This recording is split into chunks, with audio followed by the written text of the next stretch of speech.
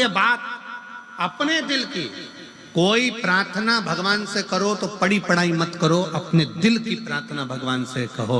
ए नंदी रे, तू कब लेकर आएगा रे? अब तो लोग ताना देने लगे रे, बहुत दुखी हूं, कब लाएगा शंकर भगवान को लेकर? अब की शिवरात्रि तू मेरे घर आना, मैं बहुत आदर करूंगी तेरा, तू आ।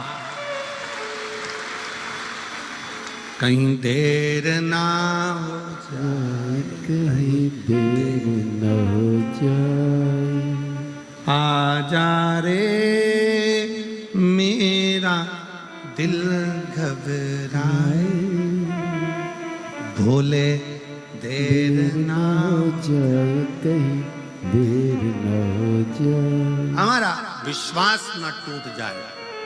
आपको मालूम है शबरी अम्बा के दरवाजे पर राम जी कब गए थे? कब गए? सबरी के घर में आए हुए बेर जब सूखने लगे, सबरी के दरवाजे पर आए हुए बेर जब सूखने लगे,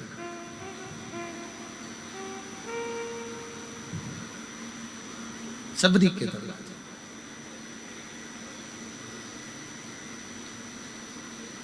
इंतजार कर रही है।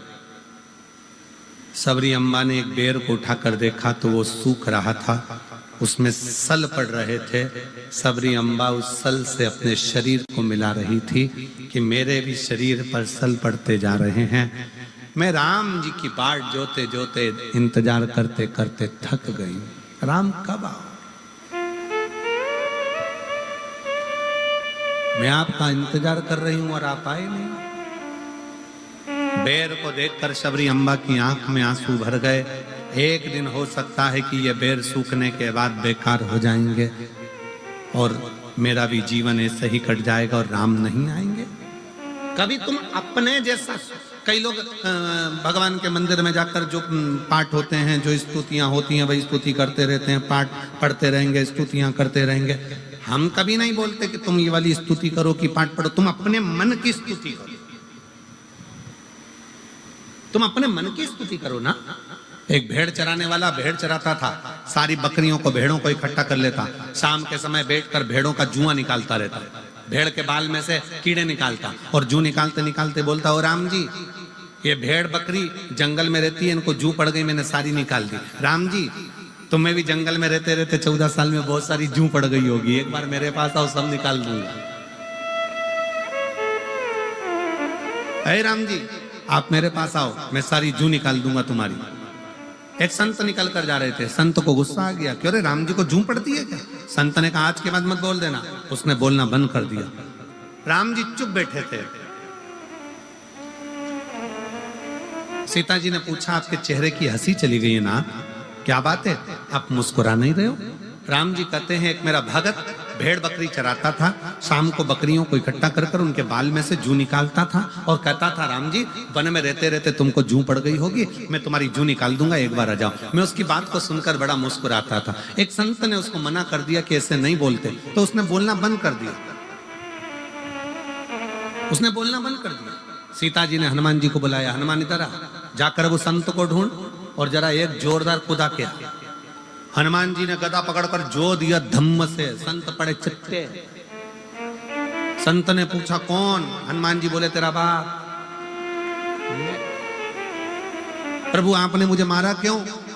हनुमान जी बोले, पहले जा और वो बकरी चराने वाला भेड़ चराने वाले से कहे, जैसी वो स्तुति करता था वैसी स्तुति करे। अरे प्रभु, वो बोलता था राम जी के सिर में जू पड़ गई होगी, जैसे मैंने बकरी की जू निकाली, राम जी तुम्हारी निकाल दूंगा, तेरा क्या जा रहा है, जा बोल क्या। और जैसे ही वो गया, भैया तेरे हाथ जोड़ता हूँ, पांव पड़ता हूँ, तू जैसी स्तुति करता था वैसी स्तुति कर, और आज एक और बार में तेरे पांव पड़ रहा हूँ। उसने पूछा, क्यों? आज तक मैं भगवान का भजन करते करते इतना बड़ा संत हो गया, पर भगवान का दर्शन नहीं हुआ। तेरे जू निकालने के चक्कर में हनुमान जी की गदा का दर्शन तो हो गया, बस यही मेरे लिए बहुत। अपने दिल की स्तुति करिए, अपने मन की स्तुति करिए। आप भगवान को पड़ी पड़ाई स्तुति मत बोलो, आप अपने दिल से बोलो, कब आएगा बाबा, इंतजार कर रही हूं मैं, बहुत तेरा इंतजार कर करके थक गए। लोग अपशब्द कहते हैं, लोग ताना देते हैं, लोग गालियां देते हैं, लोग आड़ा टेढ़ा करते। एक पत्र है,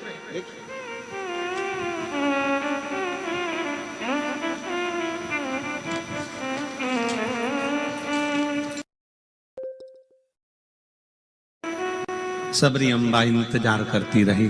कब आ? एक दिन सबरी अम्बा के मन में आ गया और सबरी अम्बा ने कहा कि अब ऐसा लगता है कि मेरे प्राण नहीं बचेंगे। मातंग बाबा वहां से निकलकर सबरी अम्बा के वहां से जो मातंग ऋषि थे उन्होंने कह दिया था तू इंतजार करना, इंतजार करना। एक दिन एक ऋषि निकल कर जा रहे थे, कोई गुरुवर, एक गुरुजी निकल कर जा रहे थे। उन्होंने कहा सबरी अम्बा क्या बात है? सबरी जी कहती हैं हम इंतजार कर कर कर थक गए, हमारे भगवान राम हमारे से मिलने के लिए नहीं आए, हम बहुत इंतजार करे, अब तो मेरे बेर भी सूख रहे हैं। क्यों चिंता करती है? इस बेर को वापस हरा कर ले, वापस भरा हुआ कर ले, कोई सुखना नहीं। कभी भी अपने मन में ये ग्लानि मत लाओ कि परमात्मा आएगा नहीं।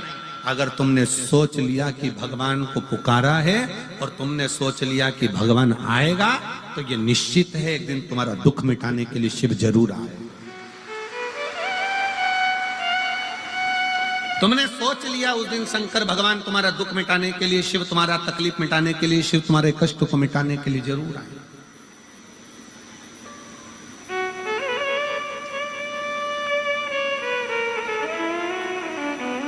आप लाखों की संख्या में आए हो, बाहर के पंडालों में भी बैठे हुए हो, इधर ऑफिस के सामने भी टेंट लगा हुआ है, वहां भी सफेद सफेद गद्दा कोई बिछ रहा था, वो बिछते जा रहा था और तुम बैठते जा रहे थे।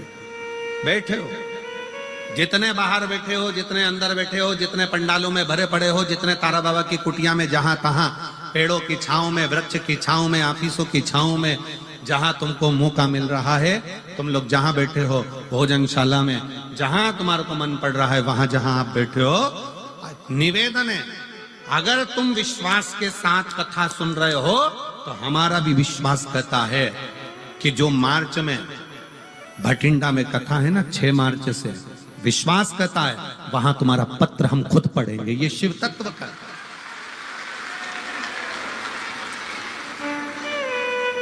ये कथा आज 17 फरवरी से चालू हुई है 23 फरवरी तक, और जो कथा भटिंडा में चालू होगी वो 6 मार्च से चालू होगी 1 बजे से 4 बजे तक, वैष्णो देवी मंदिर रोड, 1 बजे से 4 बजे। हमारा विश्वास कहता है तुम्हारा पत्र, अगर तुमने दिल से कथा सुनी और दिल से उससे प्रार्थना करी है तो पत्र वहां जरूर पढ़ा जाएगा।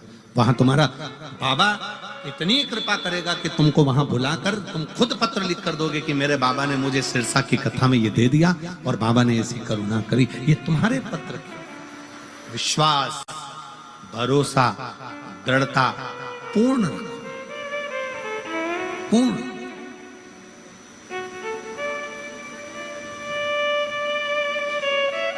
बाबा ने हमको चलना सिखाया, बाबा ने हमको।